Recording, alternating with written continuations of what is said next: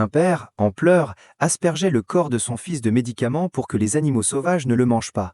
Il croyait que son fils était déjà mort, alors, le cœur lourd, il quitta l'endroit. Dès qu'il partit, un vautour descendit et commença à manger le garçon. Soudain, le garçon ouvrit les yeux. « Non, ça ne peut pas se terminer comme ça !» Il attrapa rapidement le vautour par le cou et le jeta dans une profonde vallée. Quand il regarda autour de lui, il réalisa qu'il était coincé sur une falaise escarpée. « Papa, reviens s'il te plaît, je suis encore en vie !» Mais sa voix ne fit qu'écho dans les montagnes. Il n'y eut aucune réponse. Maintenant, il n'avait qu'une seule option, descendre.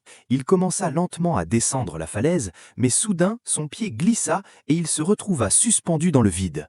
En dessous, il vit plusieurs animaux morts. « Je ne suis pas prêt à mourir, pas comme ça !» Soudain, une tempête éclata, suivie d'une forte pluie. « Reste fort, n'abandonne pas !» Le niveau de l'eau en dessous commença à monter rapidement.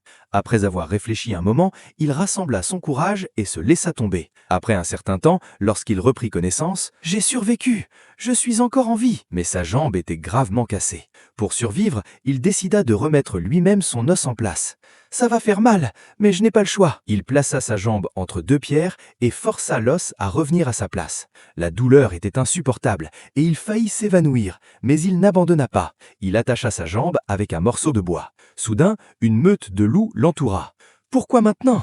Qu'est-ce qui m'attend encore ?» Il courut et grimpa à un arbre, mais un loup attrapa sa jambe blessée. « Lâche-moi !» Il sortit un couteau en pierre et frappa le loup, réussissant à s'échapper. Toute la nuit, les loups attendirent sous l'arbre. Le matin, il vit que tous les loups étaient partis. Un seul loup blessé était resté. « Je pourrais en finir, mais quelque chose m'en empêche. » Il regarda ses yeux impuissants. « Tu souffres, tout comme moi. » Son cœur fondit. Au lieu de le tuer, il décida de l'aider. « N'aie pas peur, je ne te ferai pas de mal. » Il nettoya ses blessures, appliqua des herbes et l'emmena avec lui dans une grotte. Peu à peu, le loup commença à guérir. Même dans les moments les plus sombres, le courage et la compassion peuvent nous sauver.